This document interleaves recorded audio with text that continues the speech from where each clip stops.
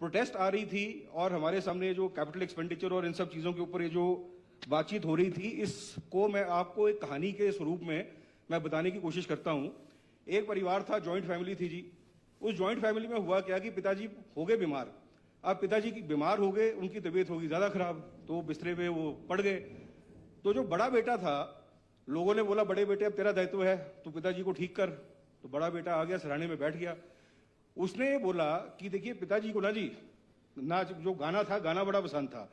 इन्होंने क्या किया कि बेस्ट ट्रीटमेंट करनी है पिताजी की। पिताजी को गाना पसंद था, इन्होंने चंबा से संगीतकार बुला लिए, कांगड़ा से बुला लिए, बिलासपुर से बुला लिए। वो आए, आके पिताजी के पास बैठे, उन्होंने खूब गाना बजाना किया। पिताजी ठीक नहीं हुए, तबीयत उनकी और खराब हो गई। बड़ा बेटा बोलने लगा कि देखो पिताजी को देखो, नाच देखने का भी बड़ा शौक था। उन्होंने क्या किया, भंगड़े वाले भी बुला लिए, लुड्डी वाले बुला लिए, नाटी वाले बुला लिए। साल मतलब महीनों भर वो नाच करते रहे, पिताजी फिर ठीक नहीं हुए। जब पिताजी कोमा में जाने लगे तो रिश्तेदारों ने बोला कि भैया एक बार छोटे बेटे को बुला के देख लेते हैं, शायद वो कुछ करे। तो छोटे बेटे को बुलाया गया। छोटे बेटे ने देखा पिताजी बीमार पड़े हैं। उन्होंने क्या किया कि अपने पिताजी को उठाया, उठा के आईजीएमसी ले गया।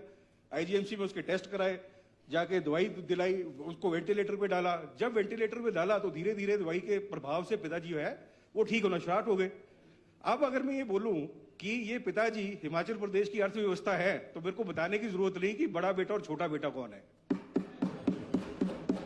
आपने अर्थव्यवस्था को एक कोमा में डाल दिया, और उस कोमा में डाल के अब जब छोटा बेटा उसको अस्पताल ले जाके ठीक करने की कोशिश कर रहा है, तो ये कह रहे हैं कि अगर केंद्र मदद ना करे तो पिताजी नहीं बचेंगे। बात तो बिल्कुल